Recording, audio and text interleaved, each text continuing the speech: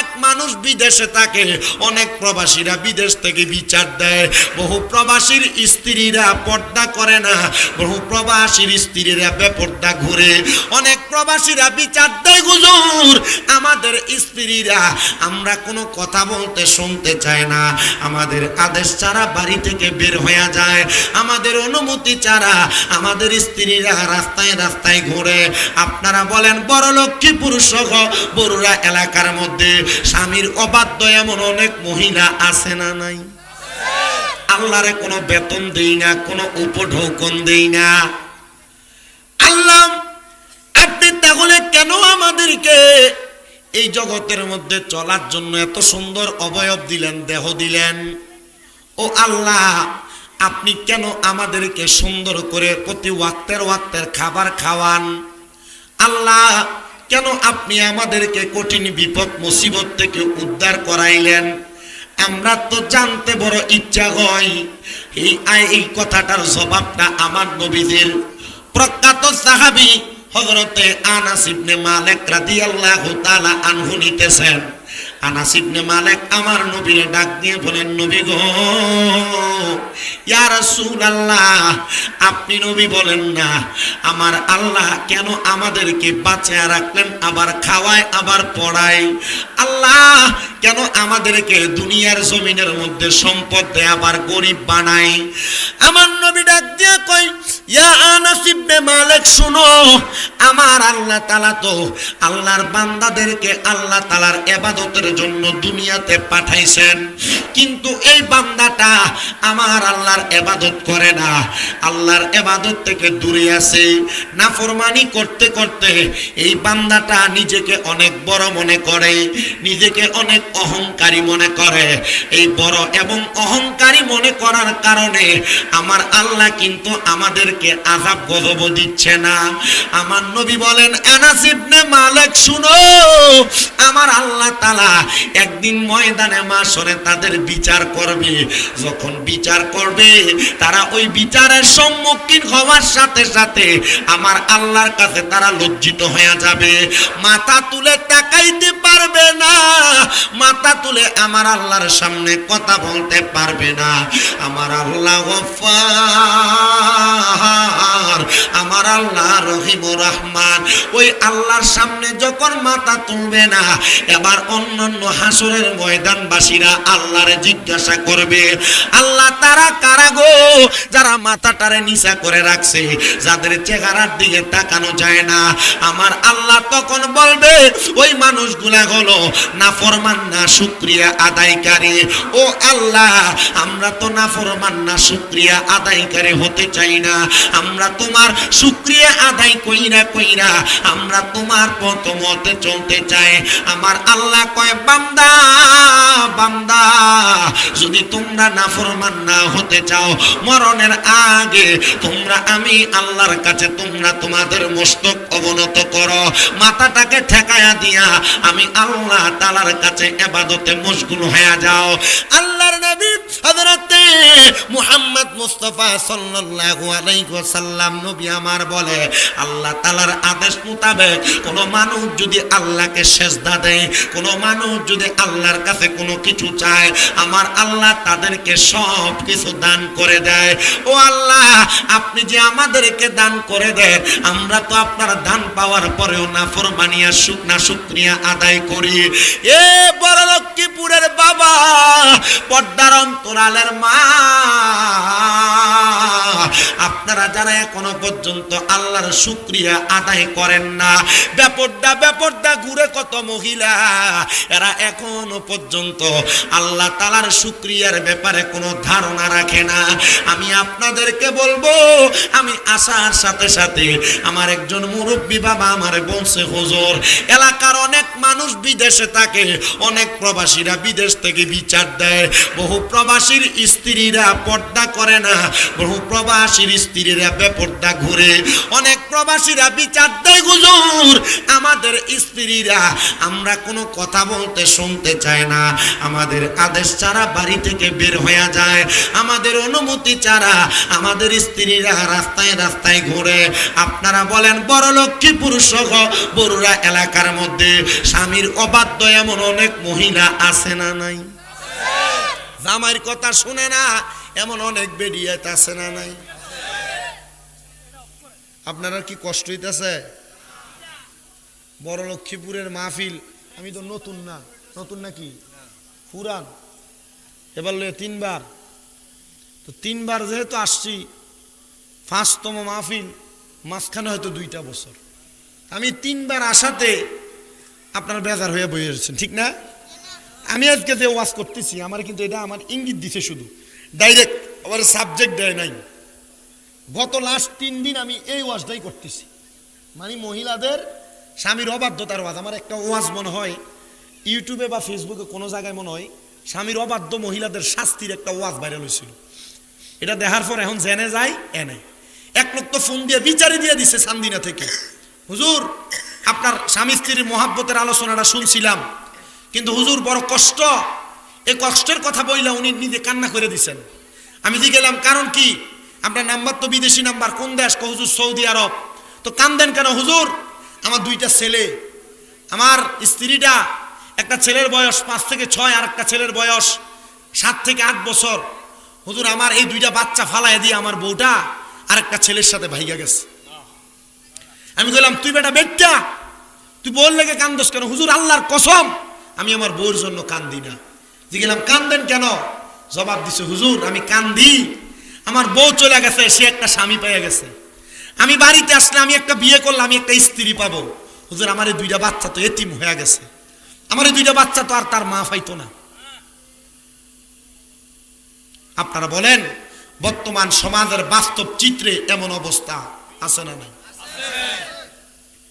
মহিলারা স্বামীর কথা না শুনে অবাধ্যভাবে রাস্তায় রাস্তায় ঘুরে, স্বামীর আদেশ না মাইনা মার্কেটে মার্কেটে ঘুরে, এমন অনেক মহিলা আছে না নাই? বড় লক্ষ্মীপুরের মহিলারা যদি আমার ওয়াজ শুনে থাকেন, আমার মনে হয় আমার এই ওয়াজ থেকে আপনি হেদায়েত পাবেন। অনেকে চিন্তা করে জীবনে তো গুনাহ অনেক করছি, এখন কি আর মাফ চাইলে আল্লাহ মাফ করবনি? যাক যেমন যেমন যেমন দিন কোন রকম কাটাইয়া দেই, গেছি দিন কোন রকম, যাক দিনের লাগ যদি গেছি দিন কোন রকম, দিনের দিকে ছাইয়া কমু কথা একদিন দিনের লাগল ফাইয়া। এরা মনে করছে হয়তো আমার জীবনটা শেষ, আর মনে হয় জীবন আমি পাইতাম না, আমারে আল্লাহ মাফ করবনি। আরে আল্লাহর কোন বান্দা, আল্লাহর কোন বান্দি যদি গুনাহ করতে করতে তাদের জীবনটাকে একবার বরবাদও করে ফেলে, আপনারা বলেন এই বরবাদ জীবন থেকে এই জীবনকে হেদায়েতের পথে আনতে পারে একজন, তিনি কি? আল্লাহ। করে যে শোনেন না, আত্মীয় সমস্যা হয় কেন? এটা সারাদিন দেখছেন না আপনি? শব্দ ঠিক আছে, শোনা বন্ধ করেন। এরা কিন্তু আপনারা লাগে কিন্তু এটা আর আগে আসেনি, তারা এমআইকে আসেনি। আর এই লক্ষ্মীপুর মাহফিল করি ধরে আজকে পাইছি সাউন্ড ভালো, এর আগে যত বানাচ্ছে সব ধ্বজভঙ্গমাই, খুব কষ্ট হয়েছে ওয়াজ করতে। আজকে ভালো আছে, এটা এটা ঠিক করে এলাম। আপনারা বলেন আমাদেরকে বাঁচাইতে পারে একজন, তিনি কে? হেদায়েত দিতে পারে একজন, তিনি কে? ওই আল্লাহকে আল্লাহ বলে ডাক দিতে আপনাদের কষ্ট হচ্ছে, মহাব্বতে পড়েন আল্লাহ। আমি আমার মা বোনদেরকে বলবো, যে মহিলারা স্বামীর কথা শুনেন না, স্বামীর আদেশ মানেন না, আল্লাহর নবী রাহমাতুল লিল আলামিন নবী বলতেছেন উম্মতের মহিলারা, একটা মহিলা কখনো তার স্বামীর আদেশ ছাড়া তার বাবার বাড়িতেও যাবে না, তার বাবার বাড়িতেও যাইতে পারবে না। আর বরুড়া এলাকার বহু মহিলারা স্বামীর অনুমতি দূরের কথা, স্বামী সকালে ঘুমে থাকতে বরুড়া বাজার পুরাটা ঘুরে চলে আসে, স্বামীর অনুমতির দরকারও লাগে না। কথা কন্যা ঠিক কিনা? এ বন্ধু, এ পর্দার অন্তরালের মা, আপনারা যারা আপনাদের স্বামীর অনুমতি নেন না, আমি আপনাদেরকে বলবো, স্বামীর অনুমতি যেই মহিলা নেয় না, স্বামীর আদেশ যে মহিলা মানে না, ওই মহিলা দোজখী, ওই মহিলা জাহান্নামী। স্বামী। যদি আপনারা জান্নাতে যাইতে চান, আপনারা এমন কর্মকাণ্ড থেকে দূরে থাকার চেষ্টা করবেন। আর জীবনে যতবার আপনারা স্বামীর আদেশ অমান্য করেছেন, এখন থেকে আল্লাহর কাছে ক্ষমা চান, আল্লাহ তাআলা আপনাদেরকে ক্ষমা করে দিবে। কিন্তু শুধু মহিলাদেরকে দোষ দিলে চলবে না, আমরা পুরুষ মানুষেরও মাঝে মাঝে একটু দোষ আছে। হুজুর কেমন দোষ? আমরা মাঝে মাঝে আমাদের স্ত্রীদেরকে গালমন্দ করি, বাজে ভাষায় ব্যবহার করি, স্ত্রীদেরকে তাদের মা বাবার নাম তুলে তুলে গালি দেয়। না না না, ও আমার এই বড় লক্ষ্মীপুর এলাকার বাবারা, কোনোদিন স্ত্রীকে তার মা বাবার নাম তুলে গালি দিবেন না, কোনোদিন স্ত্রীকে তার গালের মধ্যে আঘাত করবেন না। আমার নবী কয়, এ দুনিয়ার পুরুষের দলেরা, তোমরা তোমাদের স্ত্রীদের গালে থাপ্পড় দিও না, গালে আঘাত করো না। নবী গো, কেন গো?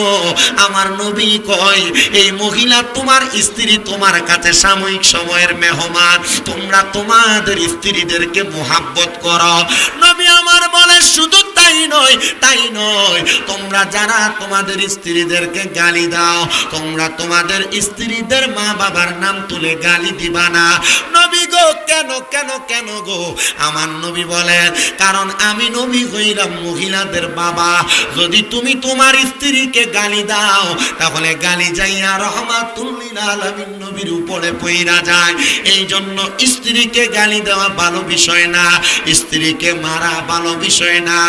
আর আমি আমার মা বোনদেরকে বলবো, আপনার স্বামীর সাথে আপনার ঝগড়া হয়, আপনার দ্বন্দ্ব হয়, আপনার ফাসাদ হয়, কিন্তু আপনি এই কথা শুই না গালি গালাজ আর দ্বন্দ্ব কইরা ঝগড়া কইরা কখনো বাপের বাড়িতে চলে যাবেন না।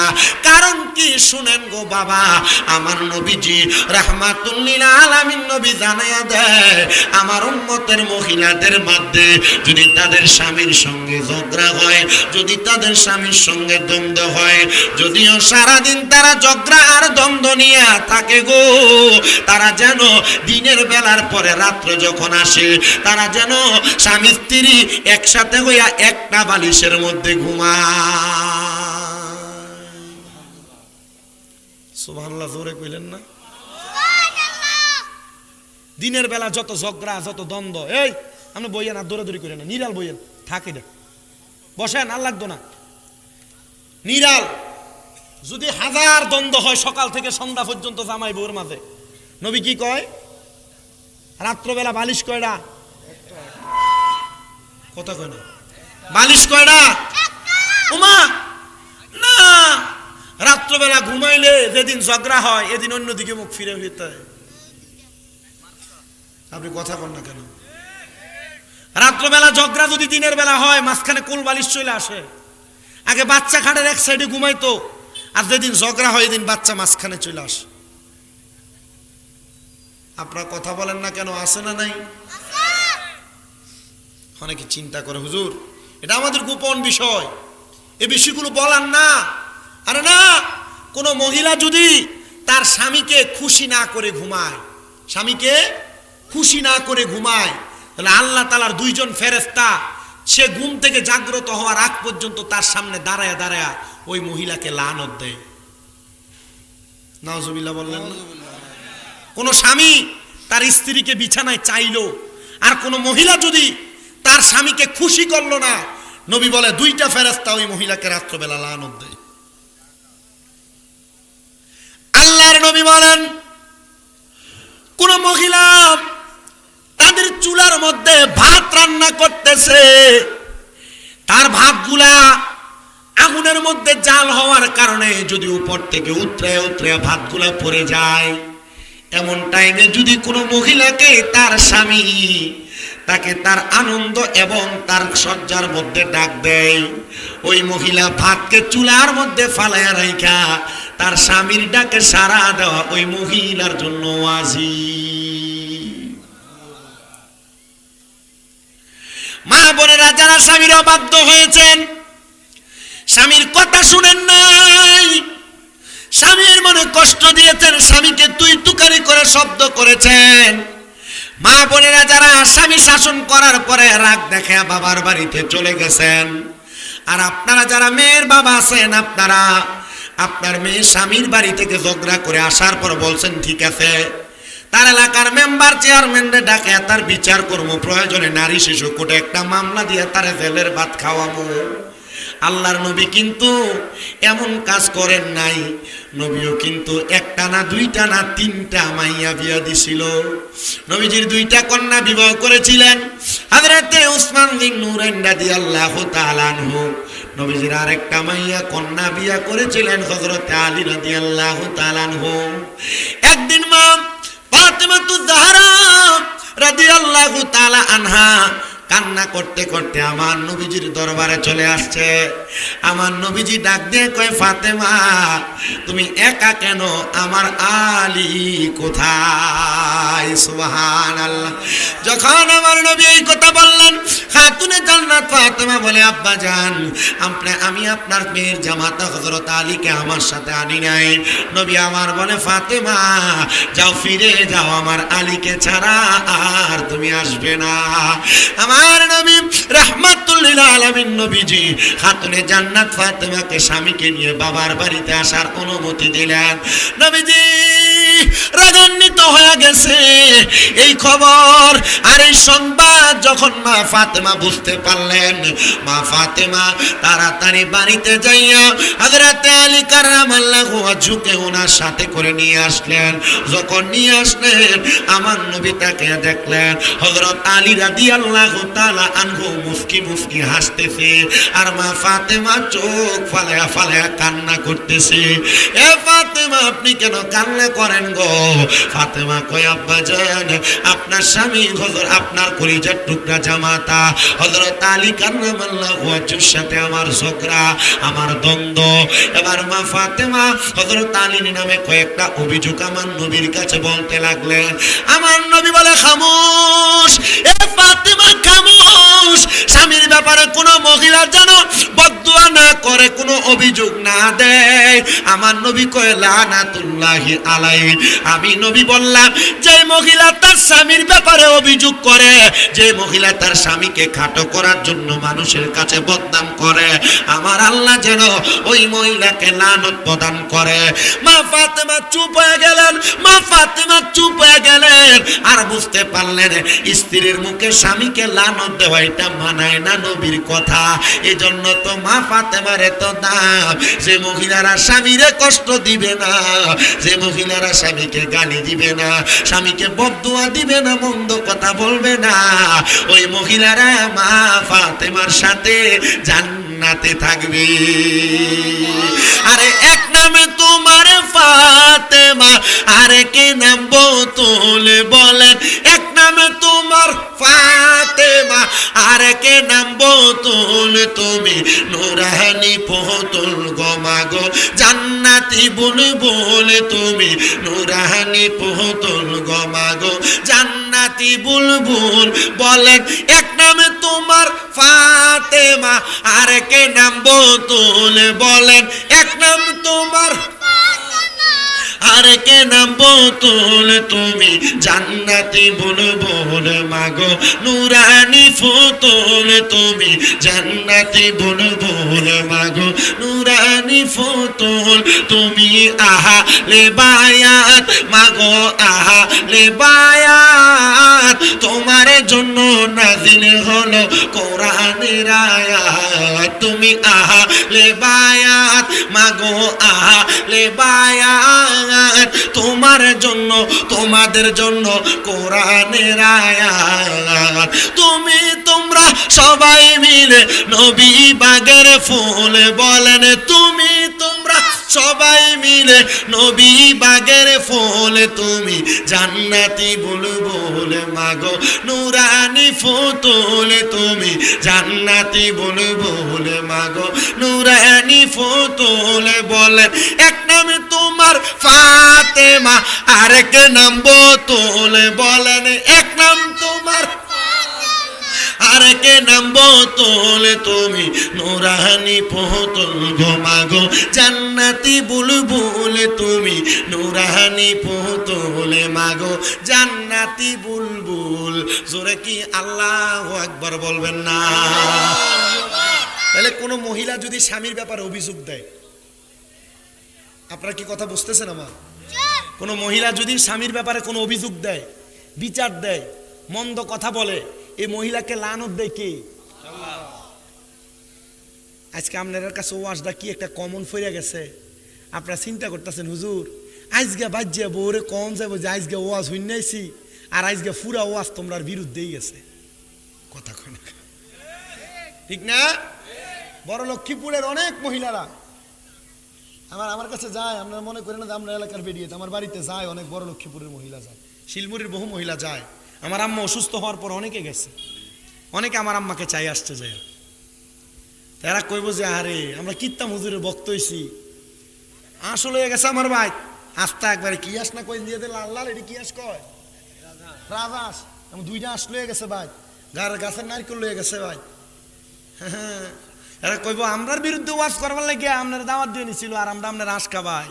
আমি চিন্তা করি রে বেরিন, আপনারা আমি চাই না বড় লক্ষ্মীপুরের কোনো মহিলা দুজকে যাক, আমি চাই বড় লক্ষ্মীপুরের প্রত্যেকটা মহিলা জান্নাতে যাক। আপনারা চান কিনা? তুই আওয়াজ একটু কম দিস, এদের গলার বেশি আওয়াজ।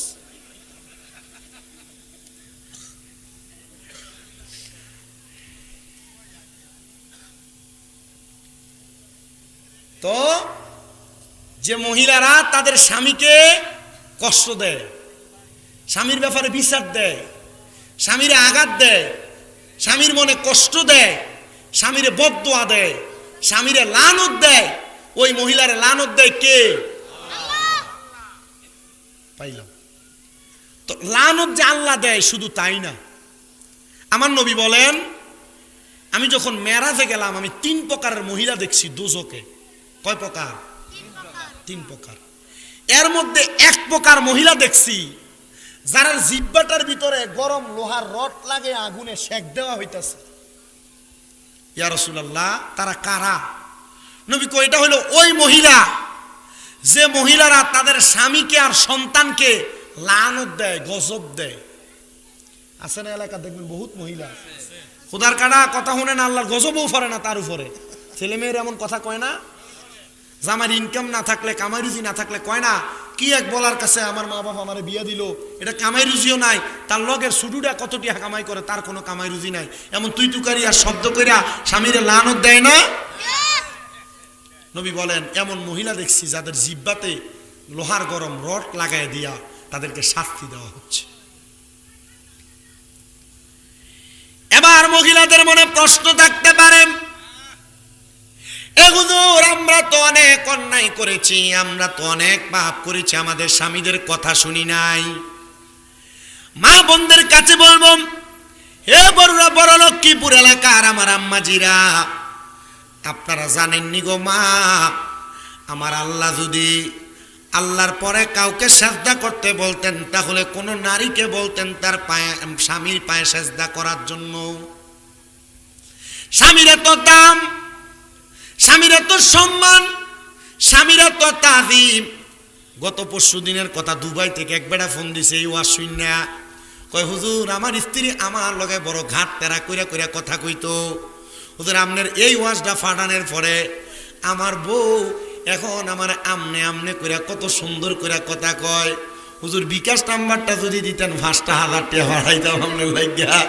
আমি কই দেখছো নি রে বেটার মনে কত কষ্ট ছিল, বেডি তার কথা শুনতো না, আর এ ওয়াজ শুনে এখন বেডি সুন্দর করে করে কথা কয়। আমি তো জানি আমার টাকা লাগতো না রে বেটা, যা তোরে ওয়াজ শুনে তোমার বেটি তোমার কথা শোনার কারণে আল্লাহ যখন তোমাদেরকে জান্নাতি বানাইব, আল্লাহ আমারেও জান্নাতে নিব। আল্লাহ যদি দুনিয়াতে আল্লাহর পরে কাউকে সাজদা করতে বলতেন তাহলে আমার আল্লাহ তাআলা একটা মহিলাকে বলতেন তার স্বামীর পায়ে সাজদা দেওয়ার জন্য। এ বড় লক্ষ্মীপুর এলাকার আমার মা, আপনারা আজকে থেকে ওয়াদা করবেন গো মা, যদি স্বামীর মনে কষ্ট দিয়ে থাকেন, স্বামীর মনে আঘাত দিয়ে থাকেন, তাহলে আজকে রাত্রবেলা আপনারা আপনাদের স্বামীর পায়ে ধরবেন, ধরে মাপ চাইবেন আর চোখের পানিগুলা ফালাইয়া দিবেন। মনে রাখবেন একটা পুরুষ পুরুষ মানুষ কখনো নারীর চোখের কান্নার পানি দেখে সহ্য করে থাকতে পারে না। পুরুষ সব সময় নারীর চোখের পানির কাছে দুর্বল থাকে। এই জন্য আমার মা, আপনি যখন কান্না করে স্বামীর কাছে মাপ চাইবেন, আর আমার আল্লাহরেও বলবেন, আল্লাহ গো আপনি আমারে মাফ করে দেন, আপনি আমারে ক্ষমা করে দেন। আপনারা বলেন আমার আল্লাহ তাআলা ক্ষমা করতে পারে কি পারে না? তুমি রহমান, তুমি মেহেরবান, বলেন তুমি রহমান, তুমি মেহেরবান। অন্ধ গাহে না শুধু তোমারই গুণগান, না তব শান। তুমি রহমান, তুমি মেহেরবান। জনম জনম যদি গাই তোমার মহিমা গাওয়া শেষ হবে নাহি। দয়া কর মায়া কর, বলেন দয়া কর মায়া কর, ওগো রহমান। তুমি রহমান, তুমি মেহেরবান। অন্ধ গাহে না শুধু তোমারই গুণগান, বলেও বলে না তব শান। তুমি রহমান, তুমি মেহেরবান। কখনো তোমাকে যদি বলি হেদায়াতের আলো দিয়ে নিও কাছে তুলি, দয়া করে ঠাই দিও, দয়া করে ঠাই দিও, ওগো দয়াময়।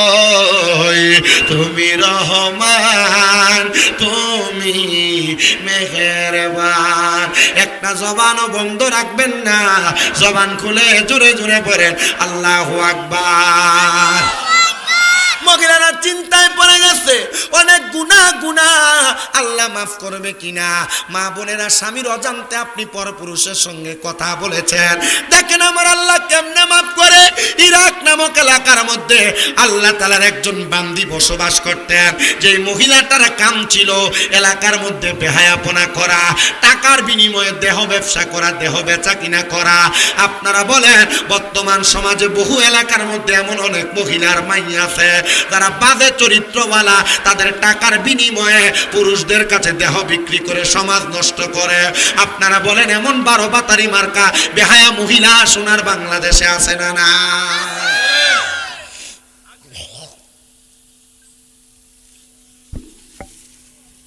ইরাকের ওই মহিলার কাম ছিল দেহ ব্যবসা করা, পুরুষদের কাছে তার দেহ বিলিয়ে দিত টাকার বিনিময়ে। তো এলাকার বড় আলেম, এলাকার বড় মুহাদ্দিস, এলাকার বড় মুফতি, এলাকার বড় হুজুর, ওনার কাছে বিচার গেছে। হুজুর খবর কি জানেন? বলে কি খবর বাবা? হুজুর খবর হইল আমার এলাকার একটা মহিলা, তার দেহটা মহিলা এলাকার যুবকদের কাছে বিক্রি করে, যুবকরা নষ্ট হয়ে যাচ্ছে, চরিত্র নষ্ট হচ্ছে। হুজুর বলেন কি বলো? বলে হ্যাঁ হুজুর, টাকার বিনিময়ে, দেরহামের বিনিময়ে ওই মহিলা তার দেহটাকে পুরুষদের কাছে বিলিয়ে দেয়, আর এলাকার সমাজ নষ্টের দিকে চলে যাচ্ছে। হুজুর বলে ঠিক আছে চলো, আজকে আমি ওই মহিলার কাস্টমার হওয়ার জন্য যাব। এলাকার আলেম মানুষ, মানুষ তো তারে ভালো বলবে না, বাজেই বলবে। হুজুর মানুষ যদি বেহায়া মহিলার ঘরের সামনে যায় ভালো কইব না, খারাপ মহিলার বাড়ির সামনে গেলে ভালো কইব না। হুজুর রওনা করলেন, মাথার মধ্যে একটা কাপড় লাগায় দিয়া অপরিচিত বেশ। হুজুরের বক্ত তার সামনে হইয়া গেলেন। বক্ত ঘরের মধ্যে প্রবেশ করে ডাক দিয়া কয়ে, মহিলা আমার সাথে আমার একজন উস্তাদ আসছেন, যিনি আজকে সারা রাত্রের জন্য তোমাকে বুকিং দিয়ে তার ঘরের মধ্যে বা তোমার ঘরের মধ্যে তারা রাখবে। মহিলা ডাক দিয়ে বলেন, তোমার উস্তাদ কি জানে আমাকে তার কাছে সারা রাত্রির জন্য রাখলে আমাকে অনেক টাকা পরিমাণ, সমপরিমাণ অনেক টাকা পয়সা দেওয়া লাগবে? বলে হ্যাঁ জানি। বলে ঠিক আছে যাও, তোমার উস্তাদকে আমার ঘরের দরজায় নিয়ে আসো বলে তিনি দাঁড়ানো। মহিলা তার দাসীকে ডাক দিলেন, এ আমার সহযোগী, যাও যাও যাও আমার ঘরের দরজার সামনে বাকি অন্যান্য দিনের যত কাস্টমার আর খুদ্দের আছে তুমি তাদেরকে এখান থেকে তাড়াইয়া দাও। বলো আজকে সারা রাত্রের জন্য এই ব্যক্তির উস্তাদ আমাকে বুকিং করে রাখছে অথবা সারা রাত্রের জন্য বায়না করে রাখছে। মহিলার কথা মোতাবেক সমস্ত কাস্টমার গুলাকে পাঠিয়ে দিয়া এবার ওই আলেমকে ঘরের মধ্যে প্রবেশ করাইলেন। আলেম বলে, এ মহিলা, আমি তো আজকে সারা রাত্রির জন্য তোমাকে আমার জন্য বুলন্দ আর বরাদ্দ করেছি, তুমি জানো? বলে, হ্যাঁ। তাহলে তুমি আমারে বলো, আমি যা বলবো তুমি কি আমার কথা মোতাবেক সব কাজ করবে? মহিলার কাজ খারাপ কাজ করা, বাজে কাজ করা। মহিলা তার কথার জবাব দেয়, হ্যাঁ, যেহেতু আপনি আমাকে সারা রাত্রির জন্য আপনি আমাকে বরাদ্দ করে রেখেছেন, তাহলে আপনি যেমন বলবেন আমি তেমন ভাবে আমার রাত্রিটা কাটাইব। হুজুর ডাক দিয়ে বলেন, এ মহিলা শোনো গো, আমি তোমারে বললাম তুমি কি ইসলামের প্রথম ধারাবাহিক যে কৃতকার্য ওযু করা, পবিত্রতা অর্জন করা, তুমি কি জানো? মহিলা চোখগুলা বড় করে ফেললেন আর ডাক দিয়ে বললেন, হুজুর কি বলেন? বলে, হ্যাঁ, তুমি যাও তাড়াতাড়ি ওযু বানাও, সুন্দর পবিত্র একটা পোশাক লাগাও।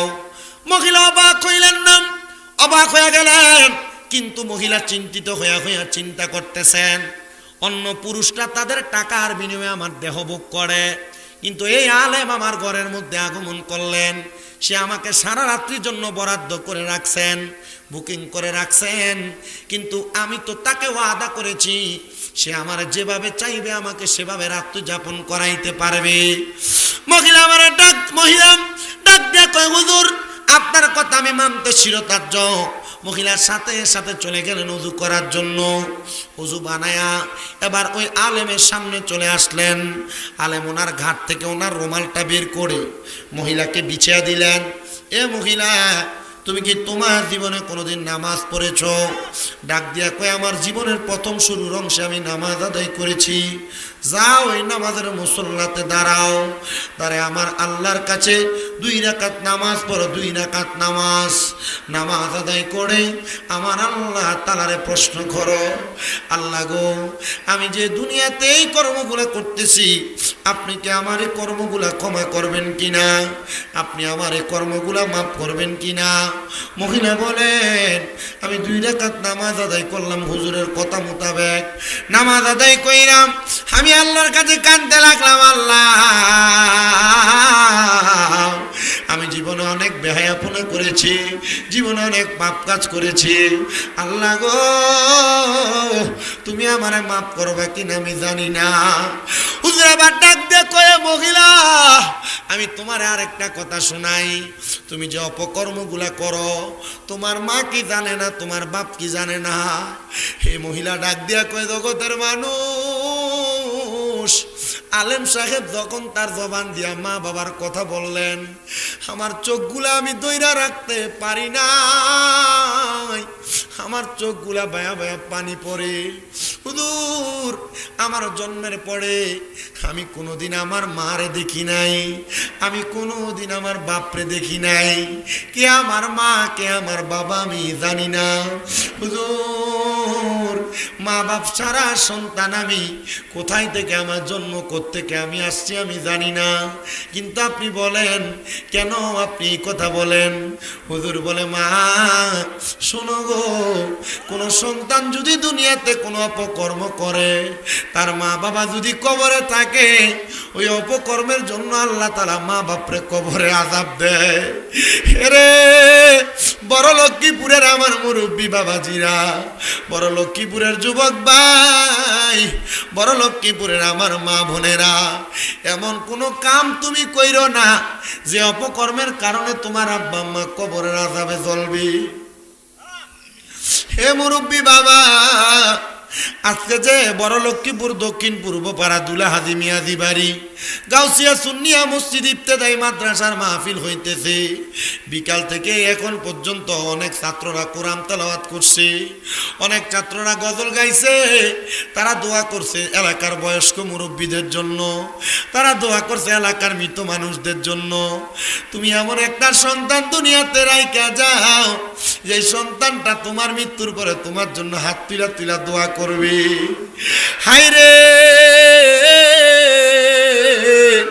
ওই মহিলার চোখের পানি ফালায়া ফালায়া কান্দে, হুজুর আমি জীবনে আমার মারে দেখি নাই, হুজুর জীবনে আমি আমার বাবারে দেখি নাই।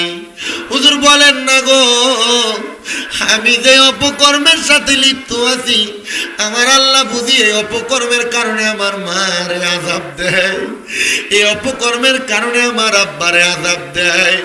হুজুর বলে মাইয়া রে, জাননি তুমি যদি আল্লাহর কাছে কাঁদতে পারো, তোমার জীবনে যত অপকর্ম করেছো সব অপকর্ম আমার আল্লাহ মাফ করে দিবে। আর তোমার দুয়ার বরকতে আমার আল্লাহ তাআলা তোমার মারে মাফ করে দিবে। আল্লাহর নবীর একটা হাদিস শরীফ আজকে জুমার নামাজে আমি বয়ান করেছি। হযরত আম্মা জান আয়েশা সিদ্দিকা রাদিয়াল্লাহু তাআলা আনহা থেকে হাদিস বর্ণিত। তিনি বলেন, আমার নবীর কাছে একজন মহিলা আসলেন কান্না করতে করতে, ইয়া রাসূলুল্লাহ, ইয়া হাবিবাল্লাহ, নবী গো, আমার মা অসুস্থ অবস্থায় মারা গেছে, আমার মা মারা যাওয়ার সময় জবানটা বন্ধ হয়ে গেছিল গো নবী। নবী গো, আমার মনে হয় আমার মার যদি জবান থাকতো, আমার মা ইন্তেকালের আগে তার সম্পদ থেকে কোনো কিছু সদকা করে যাইতো। নবী গো, আমার মা যে মারা গেছে, আমি কি আমার মায়ের পক্ষ থেকে কোনো কিছু সদকা করতে পারবো? আমার নবী কয়, হ্যাঁ, তোমার মায়ের পক্ষ থেকে যদি তুমি সদকা করো, আল্লাহ তাআলা তোমার মারে মাফ করে দিবে। ওই মহিলার সাথে সাথে সে সদকা করার জন্য নিয়ত করলো, ইয়া রাসূলুল্লাহ, আমি আমার মায়ের নামের উপরে আল্লাহর রাস্তায় আমি সুন্দর করে একটা বড় একটা কূপ কাটাইলাম, কূপ। আপনি সাক্ষী থাকেন নবী, আমি এই কূপটা আমার মায়ের জন্য আল্লাহর রাস্তায় দিয়া দিছি। আমার নবী বলেন, আল্লাহ তোমার দান কবুল করো। ওই মহিলা পরের দিন কান্না করতে করতে আমার নবীর কাছে এসে ডাক দিয়া কয়, নবী গো, আমি স্বপ্ন দেখছি আমার মা জান্নাতের মধ্যে একটা পাত্রের মধ্যে করে আনকমন একটা পানি পান করতেছে। আমি জিজ্ঞাইলাম, মা আপনি যে পানিটা পান করতেছেন এটা কিসের পানি? আমার মা বলেছে, গো এ আমার কন্যা সন্তান, এটা হইল আমার আল্লাহ তাআলার পক্ষ থেকে দেওয়া সারাবান তাহুরা পবিত্র পানি। জিগাইলাম, মা এই পানি আপনি কেমনে পান করলেন আর পাইলেন কই? আমার মা আমারে জবাব দিতে, রে মা, তুমি যে আমি মারে মোহাব্বত করে একটা পানির কূপ তৈরি করে দিছ, আমার আল্লাহ তাআলা আমি মারে জান্নাতের ভিতরে এমন সুন্দর পানি ওইটার বদৌলতে দান করে দিছে। ওই বাজে মহিলা, দেহ ব্যবসায়ী মহিলা হুজুরকে বললেন, হুজুর তাইলে আমি আমার মার জন্য আর বাবার জন্য কান্না করে দোয়া করব। বলে, ঠিক আছে, সকাল হওয়ার আগ পর্যন্ত তুমি কান্না করো, 2 রাকাত নামাজ পড়বা, নামাজ পড়ে আল্লাহর কাছে কানবা। হুজুর ঘর থেকে বের হয়ে গেছে। সকালবেলা এলাকাতে আওয়াজ হয়েছে, এই এলাকার মানুষ খবর পাইছো, এলাকার যে মহিলা অপকর্ম করত, বেশ্যা ছিল, এ মহিলা দেহ ব্যবসায়ী মহিলা ইন্তেকাল করছে, চলো আমরা এলাকার কোনো মানুষ তার জানাজা পড়ব না, কারণ এই মহিলা বাজে মহিলা ছিল। হুজুর খবর পাইলেন, খবর পেয়ে দৌড়ে ওই মহিলার বাড়ির সামনে যায় মহিলার দাসী আর বান্দিটারে প্রশ্ন করে, দাসী তোমার এ মহিলা কেমনে মারা গেল? দাসী ডাক দিয়া কই, হুজুর আমার এই মহিলা, আমার মনিব, আমার মালিক কেমনে মরছে জানেন? আমি প্রতিদিন সকালবেলা আমার মনিবের বাড়িতে আসতাম, তার জন্য সুন্দর সুন্দর খাবার আমি রেডি করতাম, তারপর আমি তারে ঘুম থেকে জাগ্রত করতাম, আমি তার জন্য ভালো খাবার বানায়াম, সুন্দর কইরা গরম পানি রেডি করতাম সে গোসল করার জন্য, শরীরকে সুগন্ধিযুক্ত করার জন্য তার জন্য আমি সুগন্ধি রেডি করে রাখতাম। আমি প্রত্যেক দিনের ন্যায় আমার মালিকের জন্য খাবার বানায়া গরম পানি রেডি কইরা সুগন্ধি রেডি করে আমি আমার মালিকের ঘরে গেলাম। হুজুর আমি অন্যদিন যা দেখতাম আমার মনিব ওই মহিলাটার গায়ে কোনো জামা কাপড় থাকতো না, উলঙ্গ অবস্থায় খাটের মধ্যে শুয়ে থাকতো। হুজুর অন্য দিনের মতো আমি আজকে দেখি নাই, আমি আজকে আইসা দেখছি আমার মালিক ওই মহিলাটা তার খাটের মধ্যে নাই, সাদা একটা বিছানার মধ্যে সাদা একটা রুমালের মধ্যে আমার মালিক সেজদার মধ্যে পুরা রইছে। হুজুর তো জানে এটা হুজুরেরই কাম ছিল। হুজুর নিজে তার কাঁধে রুমালটা দিয়ে আসছিল ওই মহিলাকে। ওই কাজের মহিলা কই হুজুর আমি আমার মনিবকে একবার না দুইবার না বারবার ডাক দিছি, ও মনিব ওঠেন না গো, কিন্তু আমার ডাকে আমার মনিব সাড়া দেয় নাই। আমি আমার মনিবটারে যখন তার ডান ঘাটটার মধ্যে এভাবে ধরে আমি লাড়া দিয়া ডাক দিছি, আমি দেখছি মহিলাটা বাম দিকে কাইত হইয়া পুরা গেছে। আমি জিগাইলাম রে, যে মহিলা তার দেহ দিয়ে এলাকার প্রত্যেকটা যুবক প্রত্যেকটা মানুষকে পাগল করে রাখছে, এই মহিলার দেহটা নিতর হইয়া পইরা রইছে, আমরা তার জানাজার নামাজও পড়ব না, এটা হতে পারে না। আরে কাজের মহিলাটা কান্দে, হুজুর তারা কি কেউ জানাজা পড়াবে না? হুজুর বলে আমি এলাকার সব মানুষের ডাক দিলাম, চলো আমরা একসাথে তার জানাজার নামাজটা আদায় করি। কেউ আসে না, কেউ আসে না। যখন কেউ আসে না হুজুর বলে আমি একা একা একটা কবর খুঁড়ছি। আমি কবরটা খুইরাম, যেহেতু কেউ তার জানাজা পড়ে না, আমি তারা একা একা কবরের মধ্যে নামাইছি, নামাইয়া তারে মাটি দিয়া দাফন কইরা ফেলছি। আর আল্লাহর কাছে কাঁদছি, আল্লাহ তুমি তো অন্তর্যামী, তুমি গুনাহ ক্ষমাকারী, আল্লাহ তুমি তোমার বান্দিরে মাফ করে দাও।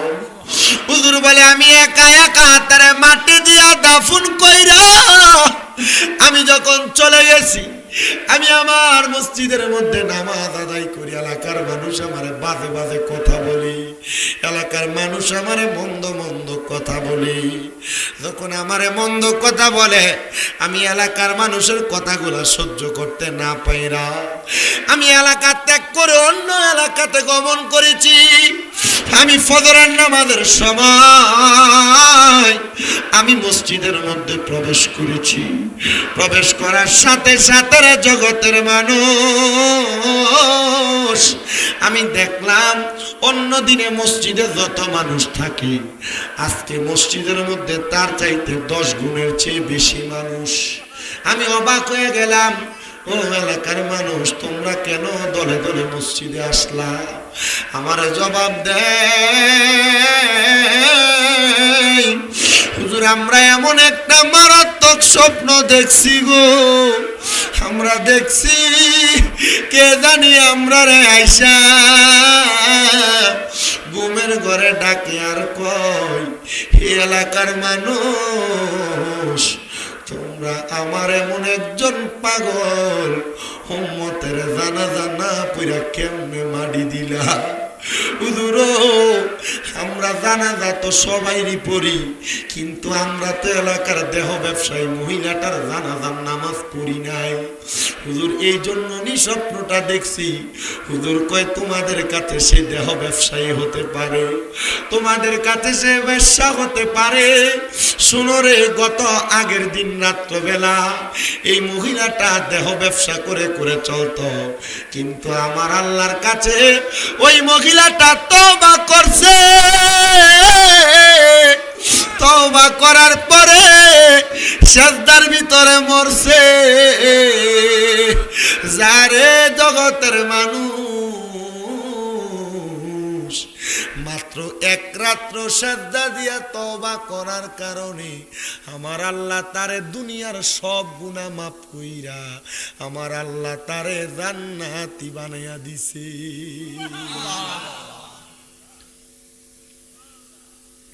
কয় রাত্রের ইবাদত। আজকে বড় লক্ষ্মীপুরের মানুষ সব কাম ফালাই দিয়া ফ্যান্ডেল পুরে বসে রয়েছেন কেন? আল্লাহ নিয়ে একটা রাত্রির উচিলায় আমরা মাফ করে দেয়। আপনারা বলেন আমরা তো ব্যবসা খারাপ মহিলার মতো না, আমরা তো তার চাইতে ভালো। আমরা তো নামাজ পড়ি, আমরা তো রোজা রাখি, হুজুর নামাজ পড়ি না। আরে কি নামাজ পড়েন না? 5 ওয়াক্ত পড়েন না? জুমার নামাজের মুসল্লি না? হুজুর আমরা তো জুমাও পড়ি না। তো জুমা পড়েন না, ঈদের নামাজের মুসল্লি না? হুজুর ঈদের নামাজও পড়ি না। তো ঈদের নামাজ পড়েন না, জানাজার নামাজের মুসল্লি না?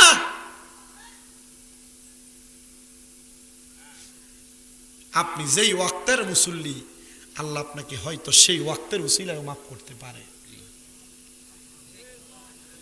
কথা বলেন না কেন? পারে। এই বলেন আল্লাহ পারে কি পারে না? পারে। আল্লাহর সেই ক্ষমতা আছে না নাই? এটা শুধু বেশ্যা মহিলার কথা বললাম, বাজে মহিলার কথা বললাম। আসেন আর একটা ছোট্ট কথা শোনাই, ওয়াকিয়া শোনাই। আমার সময় কম, আমি অল্প সময় নিয়ে আজকে আপনাদের কাছে আসছি। আমার যখন মাহফিল কমিটির পক্ষ থেকে আমার গোলাম হোসেন ভাই, নেতা মানুষ, আমার যখন কইছে, আমি কইছি ভাই 14 তারিখ এশারের পরে একটু সময় দেওয়া যাইব। আমার পরে কুকিল কণ্ঠে কোরআন তেলাওয়াত করেন, আপনারা চিনেন কাঠালি আলতাফিয়া দরবার শরীফের গদিনিসিন পীর সাহেব গোলাম মোস্তফা শামসুদ্দোয়া বাড়ি সাহেব সুন্দর আলোচনা করবে আপনাদের কাছে, আপনারাও শুনবেন আমার বাজানের আলোচনা। আমি আপনাদেরকে আরেকটা ছোট কথা শোনাই। যে মহিলার কথা বলছে, মহিলাটা কি আসিল ভালা না খারাপ? আল্লাহ এক রাতের উসিলায় মহিলার মাফ করছিনি? কথা আসতে কইছেন, মাফ করছিনি? আল্লাহ চাইলে আর চাইতে নিকৃষ্ট বান্দারও মাফ করতে পারে কিনা? আমরা পুরুষ যারা গুনাহ করি আমাদেরকেও মাফ করতে পারে কিনা? আমরা যদি বলি আজকে থেকে আর গুনাহ করব না, আল্লাহ আমাদের পূর্বের সব গুনাহ মাফ করতে পারে কিনা? হুজুর বড় পীর গৌসে পাক আব্দুল কাদের জিলানী, আজকের মাহফিলটা যেহেতু গাউসিয়া সুন্নিয়া মসজিদ এবং মাদ্রাসার, তো ওই গাউসে পাকের ছোট্ট একটা ওয়াকিয়া শোনাই, পছন্দ হইব। গাউসে পাক আব্দুল কাদের জিলানী উনি যেদিন থেকে বুজের হয়েছেন এরপর থেকে কখনো তাহাজ্জুদের নামাজ ছাড়ে নাই। কি নামাজ? কথা কন না, কি নামাজ? তাহাজ্জুদের। আপনারা কি কষ্ট হইতাছে কোনো? আপনারা যদি কোন যে গজল গান জিকির আজকার করেন সময় শেষ করে দেন, আমি শেষ করে দেন। কিন্তু যদি কোন যে ওয়াজ করেন টানা ওয়াজ করেন, আমি গজল গাইও সময় কাটাইতে পারি, ওয়াজ করেও পারি।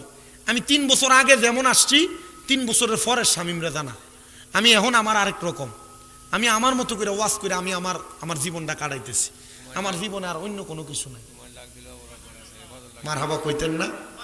আমি বুঝতেছি আপনারা একটু জুড়াইতেছেন, মানুষটি ফুরা কিন্তু একটু কষ্ট হইতেছে। একটু মোহাব্বতে আমার সাথে একটা শান গান দেখবেন ইনশাল্লাহ ঠিক হয়ে যাবে। একটু পড়েন। তোমায় ডাক দিলে বলার প্রাণে চাই রে, তোমায় ডাক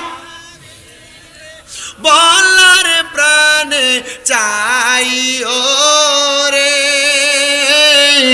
ও প্রাণের মুর্শিদিরে তুমি ধীরে ধীরে ফিরে ফিরে চাইও রে, তুমি ধীরে ধীরে ফিরে ফিরে চাইও রে, চাঁদের রাইতে আইসো গো মুর্শিদ চাঁদের বাহার, তোমার গলায় দিব আমরা প্রেম প্রেমার, তোমার তাতে তামি সাইয়া রাই খোরে, ও প্রাণের মুর্শিদিরে তুমি ধীরে ধীরে ফিরে চাইও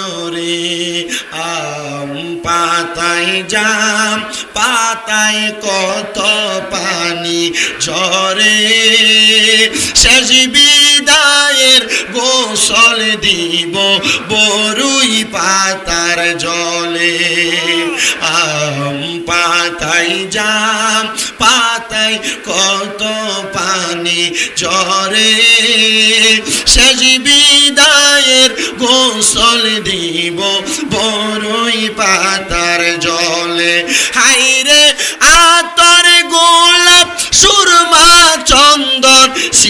সিটাই দিব রে বলেন আতর গোলাপ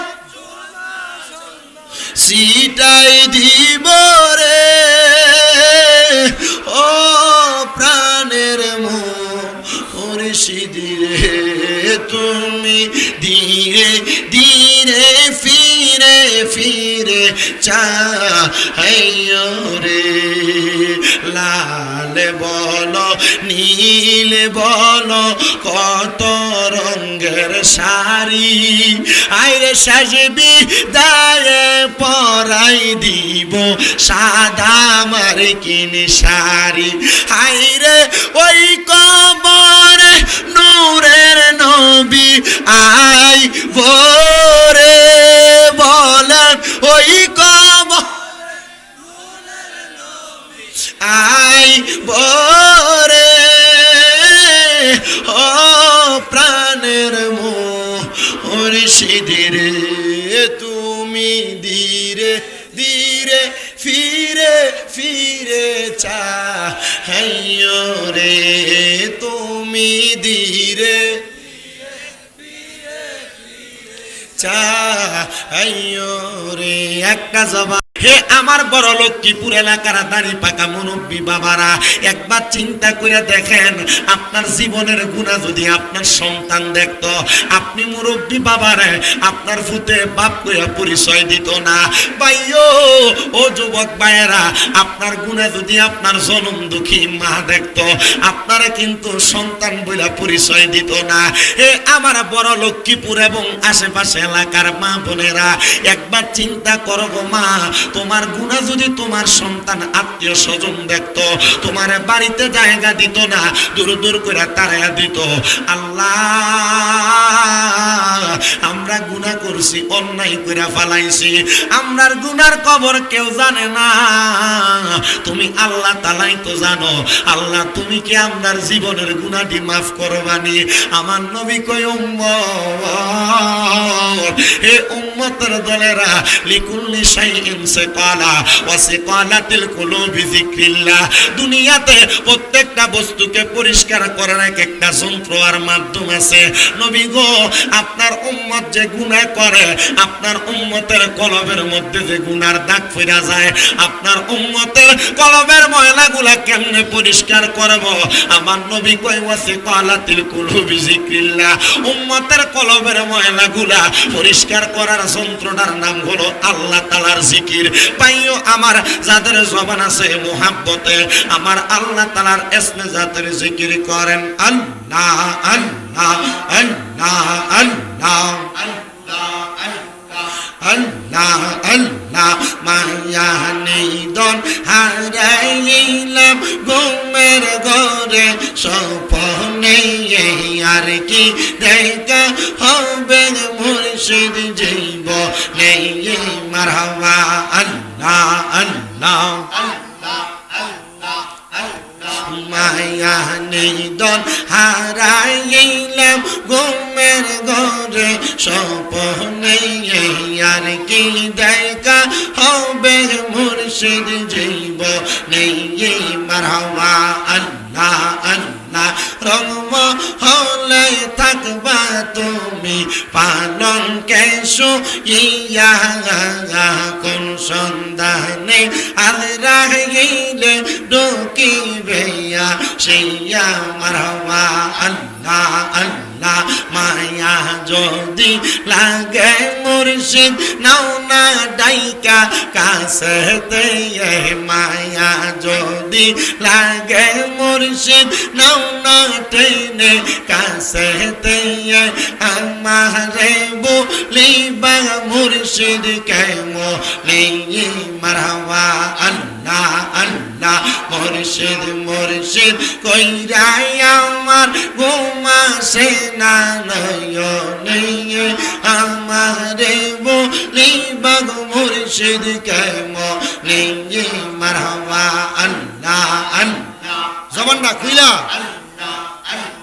তোমায় আমি ভালোবাসি পাগলের মতন গো মুর্শিদ মনে চাইলে তোমার দিকে ছুটে আমার মন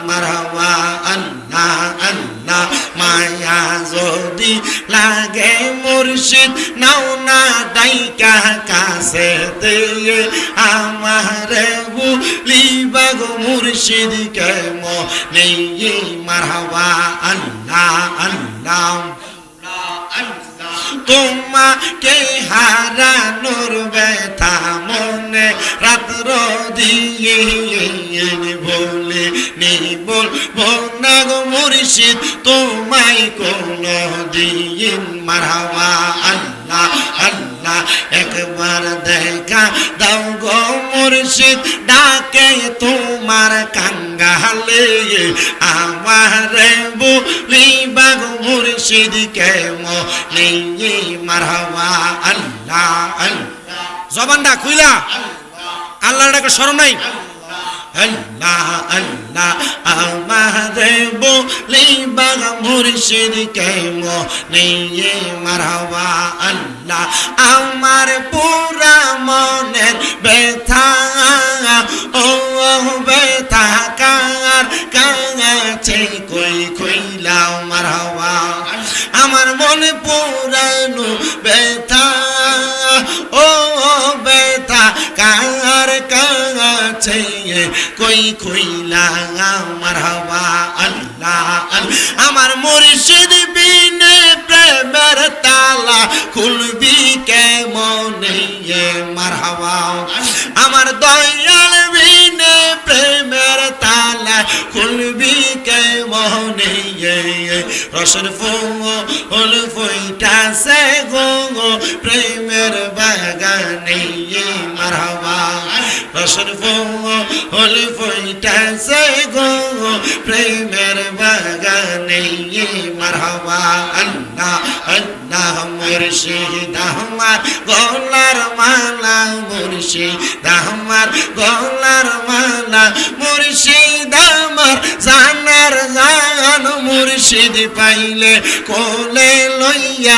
জোরাইতাম পরাগান মারহাবা আল্লাহ আল্লাহ মুর্শিদ আমার গলার মালা মুর্শিদ আমার গলার মালা মুর্শিদ আমার জানার জান মুর্শিদ পাইলে কোলে লইয়া জোরাইতাম পরাগান মারহাবা আল্লাহ আল্লাহ চাই না হীরা কাঞ্চা মানিক দগন চাই গো আমার মুর্শিদের চরণ চাই না হীরা মানিক আর রতন চাই গো আমার মুর্শিদের চরণ না পাইলে হারাইয়া যাব মুর্শিদ প্রেম সাগরে বাঁচাও বাঁচাও দয়াল আমারে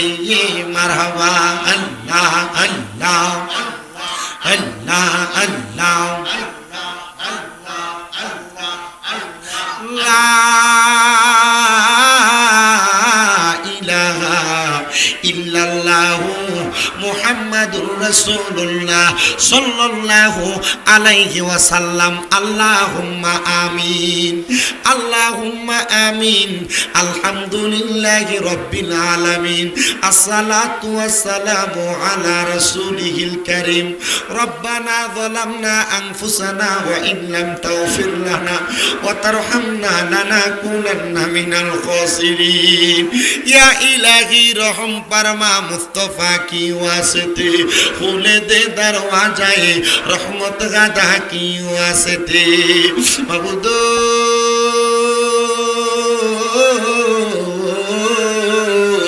मबूदो ओ दयाल अल्लाह আপনি কি আসমানে না জমিনে না পাহাড়ে না দরিয়ায় রে আল্লাহ এই কুমিল্লা জেলার অন্তর্গত বরুড়া থানাধীন বড় লক্ষ্মীপুর দক্ষিণ পূর্ব পাড়া দুলহাদি মিয়াজি বাড়ি গাউসিয়া সুন্নিয়া মসজিদ ও ইবতেদায়ী মাদ্রাসা প্রাঙ্গণে মহাপবিত্র ঈদে মিলাদুন নবী সাল্লাল্লাহু আলাইহি ওয়াসাল্লাম উপলক্ষে পাক পাঞ্জাতন সমস্ত আউলিয়া কেরাম কবরবাসীর স্মরণে দেশ বিদেশের ভাই বন্ধুর দোয়া কামনায় ৫ম সুন্নি মুখা সম্মেলন সাজাইয়া আমার সঙ্গে উলামায়ে কেরাম, দাড়ি পাকা মুরব্বী বাবা, যুবক নওজোয়ান ভাইয়েরা, ছোট্ট ছোট্ট মাসুম বাচ্চারা, তলেবুল এলেমরা, পর্দার অন্তরালের কত মা বোনেরা, আল্লাহ মুনাজাতের মধ্যে দুইখানা হাত বাড়াইয়া দিছে গো আল্লাহ।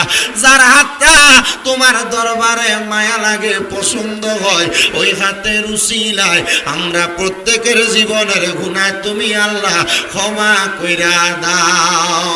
এরে আমার এই বড় লক্ষ্মীপুর এবং আশেপাশে এলাকার ভাই বাবারা, কিরে ভাই, মাইকের আওয়াজ তোমাদের কানে যায়নি রে ভাই, মুনাজাত হইতেছে রে ভাই, তাড়াতাড়ি দুনিয়ার দোকান পাটে আড্ডাবাজি বন্ধ কইরা দাও না। মুনাজাতের মধ্যে আমার আল্লাহর দরবারে দুইটা হাত বাড়াইয়া রে ভাই, আমরার বিশ্বাস আছে রে আমার আল্লাহ একটা হাতও খালি ফিরাইয়া দিবে না। বাইরা রে, এই দুনিয়ার জমিন থেকে একদিন বিদায় হইয়া চলে যাইবা, আর কতকাল দুনিয়ার আড্ডাবাজি রং তামাশাতে সময় কাটাইবা। আল্লাহর দরবারে যদি আমিন আমিন করে হাত বাড়াইয়া দাও, আমরার বিশ্বাস আছে রে আমার আল্লাহ আমরারে কবুল কইরা লইব। এরে আমার এই এলাকায় এবং আশেপাশে এলাকার মা বোনেরা গো, কি গো মা, মাইকের আওয়াজ তোমাদের কানে যায়নি গো মা, দেখো না গো মা, বড় লক্ষ্মীপুরের মাহফিলে মুনাজাত হইতেছে গো মা, তোমরা তো এই এলাকার নায়ুরি না গো মা। একদিন আসছিলা লাল রঙের বেনারসি শাড়ি পইরা, আরেকদিন চলে যাইবা সাদা মার্কিন কাপড় পরিয়া গো মা। তোমরার মতো কত মা বোনেরা জানি গো অন্ধকার কবরে মুর্দা লাশ শুয়া শুয়া রইছে, আজকার মুনাজাত তারার নসিব হইছে না। মারা গো, আমার আল্লাহরে রাজি খুশি করার জন্য তাড়াতাড়ি ওযু বানাইয়া তোমার ঘরের একটা কন্যারের মধ্যে নামাজের মুসল্লাটা বিছাইয়া আমিন আমিন করে দুইটা হাত বাড়াইয়া দাও। আমার বিশ্বাস আছে গো মা, আমার আল্লাহ আজকে একটা মুসলমানের হাতও খালি ফিরিয়ে দিবে না। ও আল্লাহ, আজকের জান্নাতের বাগানের মধ্যে তোমার অনেক বান্দার হাত বাড়াইছে, যেই বান্দাদের জগতের মধ্যে বাপ নাই, যেই বাবা রিক্সা চালাইয়া মাটি কাইটা মাথার গাম পায়ে ফালাইয়া পরের বাড়িতে বদলার কাম কইরা সন্তানরে মানুষের মতো মানুষ করার জন্য আব্বার রক্তরে পানি বানাইছে গো আল্লাহ, এমন আব্বা যাদের অন্ধকার কবরে আব্বার কবর জান্নাতের বাগান বানায়া দাও। আল্লাহ, কত সন্তান হাত বাড়াইছে, ওই সন্তানদের জগতের মধ্যে মা নাই। হায়রে মা, যেই মারে মা কইয়া ডাকলে কলিজার আগুন ঠান্ডা হইয়া যায়, যেই মায়ের দিকে নেক নজরে তাকাইলে কবুল গজর সওয়াব হইয়া যায়। আল্লাহ, এমন মারে অন্ধকার কবরে মাটি দিয়া কোন সন্তান জানি মুনাজাতে হাত বাড়াইছে, ও আর শেষ কইরা বাড়িতে যাইয়া সবার মুখ দেখব, কিন্তু জনম দুঃখী মার মুখটা দেখতো না। আল্লাহ, এমন মা বাবা যার কবর দেশে রাইখো তোমার মায়ার নজরে, সেই মা বাবার কবরেতে আযাব তুমি দিও না। দুঃখের দরদি আমার জনম দুঃখী মা। আল্লাহ, যাদের মা বাবা কবরে, আম্মা আব্বার কবর জান্নাতের বাগান বানিয়ে দাও। যাদের মা বাবা বেঁচে আছে হায়াতে তৈয়বা নসিব করে দাও। অনেকের মা বাপ অসুস্থ, পরিপূর্ণ সুস্থ বানিয়ে দাও রাব্বুল আলামিন। আল্লাহ, আজকের জান্নাতের বাগান মাহফিলের মধ্যে যারা টাকা দিয়া, পয়সা দিয়া, শ্রম দিয়া, বুদ্ধি দিয়া, পরামর্শ দিয়া, মাইক দিয়া, লাইট দিয়া, প্যান্ডেল দিয়া, মিডিয়ার বাইরা সহ গায়ে পরিশ্রম কইরা যারা উপস্থিত উপস্থিত হয়েছেন আল্লাহ প্রত্যেকের দোয়া কবুল আর মঞ্জুর করে নাও। প্রত্যেকের ব্যবসা বাণিজ্য কাজে কর্মে চাকরিতে বরকত দাও। যারা পড়ালেখা করে বিদ্যা বুদ্ধি বাড়াইয়া দাও। মানে সম্মান ইজ্জতে জিন্দেগি নসিব করে দাও। আল্লাহ ফরিয়াদ তোমার দরবারে গমনি, আমরা গুনাহগারেরা হাত বাড়াইলাম। আল্লাহ অনেকে আত্মীয় স্বজনের মধ্যে প্রবাসে আছে। আল্লাহ আমার প্রত্যেক প্রবাসীদের দোয়াগুলো কবুল মঞ্জুর করো। যাদের আকামানায় আকামার ব্যবস্থা করো। আল্লাহ প্রবাসীদের কাজের ব্যবস্থা করো। যারা কন্যা সন্তান উপযুক্ত বিয়ে দিতে পারে না ব্যবস্থা করো। আমার গোলাম হোসেন ভাই সহ অনেকেই দোয়া চাইছে গো আল্লাহ, প্রত্যেকের খাস দোয়াগুলা কবুল মঞ্জুর করে নাও। আল্লাহ মরণ দিবা দুঃখ নাই, তবে বেঈমান বানায়া মরণ দিও না। মরণের আগে বারবার মক্কা মদিনা তাওয়াফ জিয়ারত নসিব করায়া আখিরি জবানে মধুর কালেমা পড়ায়া দিয়েন লা ইলাহা ইল্লাল্লাহু মুহাম্মাদুর রাসূলুল্লাহ সাল্লাল্লাহু আলাইহি ওয়াসাল্লাম। একটা জবানও কেউ বন্ধ রাখবেন না, জবানটা ছেড়ে দিয়ে বলেন মুনাজাত করে দোয়া চাইলাম একজনের কাছে, তিনি কে? আল্লাহর নাম নিলে গুনাহ হইব, সওয়াব হইব নি? তাহলে একটু মুহাব্বতে ডান হাতটা তুলা জোরে ডাক দেন আল্লাহ। দুইটা হাত তুলা কোন ইয়া রাসূলুল্লাহ। বড়লোকিপুরের মাহফিলে যে এতগুলা মানুষ আছে বোঝা জানে, একটু মুহাব্বতে কন্যা আল্লাহ। সবাই মুহাব্বতের আওয়াজ উচ্চ কণ্ঠে পড়ি আলহামদুলিল্লাহ। আজকের মাহফিলে যিনি সম্মানিত প্রধান অতিথি পীরে তরিকত গোলাম মুস্তফা শামসুদ্দোহা বারি সাহেব, মাহফিলে তকরির করেছেন আপনাদের মসজিদের খতিবে মুকাররম দেওরাজগড়িয়া দাখিল মাদ্রাসার সুপার মুফতি আনোয়ার হোসেন জিহাদি সাহেব। তকরির করেছেন চেঙ্গাহাটা দিনিয়া মাদ্রাসার যিনি প্রধান শিক্ষক হযরত মাওলানা মনিরুল ইসলাম সাহেব। আপনাদের এলাকার সন্তান কেফায়েতুল্লাহ আল কাদেরী সাহেব সহ মাহফিলের সম্মানিত সভাপতি হাজী সিরাজুল ইসলাম সাহেব। ডাইনে বামে সামনে ইটা রাহেন এডি পরে অনকালা লইয়া এ বইয়ের সেটি লইয়া রাহেন না এডি কদ্দুর ওয়াজ অনেক দৌড়ছি না, খাতা কলম রয়ে চলেছে। আমার ডাইনে বামে সামনে বসে থাকা দাড়ি পাকা মুরব্বী বাবা, যুবক নজওয়ান ভাই, ছোট ছোট মাসুম বাচ্চা, পর্দার অন্তরালের মা বোনেরা, মহান আল্লাহ জাল্লা শানুহু আমাদেরকে দুনিয়ার ব্যস্ততা থেকে দূরে রেখে আল্লাহর শুকুর গুজার করার জন্য আল্লাহর নবীর মাহফিলের মধ্যে কোরআনের মাহফিল হাদিসের মাহফিলে আসার বসার তৌফিক এনায়েত করেছেন। সবাই এক বাক্যে জোশে গোশে মুহাব্বতের আওয়াজে পড়ি আলহামদুলিল্লাহ। উপস্থিত হাজিরিন, আমার মাহফিল কমিটি কোনো সাবজেক্ট দেয় নাই, তবুও একটা বিষয় আমার দুইটা বিষয় ইঙ্গিত দিছে। আমি চেষ্টা করব আমার এই বিষয়গুলোর উপর আমি কথা বলার জন্য। আচ্ছা আপনারা বলেন, আল্লাহ তাআলার এই সৃষ্টি জগতে যে আমরা বসবাস করি, বেঁচে আছি, এই সৃষ্টি জগতে আল্লাহ তাআলাকে আমরা এখনো পর্যন্ত থাকার জন্য কোনো টাকা দেই? ভাড়া দেই? আপনাদের না বলতে কষ্ট হয়। ভাড়া দেই? টাকা দেই? বেতন দেই? আচ্ছা যদি আপনি এখান থেকে বরুড়া বাজার যান, একটা দোকান নেন অথবা একটা ফ্ল্যাট বাড়ি ভাড়া নেন, মিনিমাম ভাড়া লাগবনি। কিন্তু আমরা যারা এই জান্নাতের বাগান মাহফিলে বসলাম, সবাই সাক্ষী দিলাম আমরা আমার আল্লাহকে কোনো ভাড়া দেই না।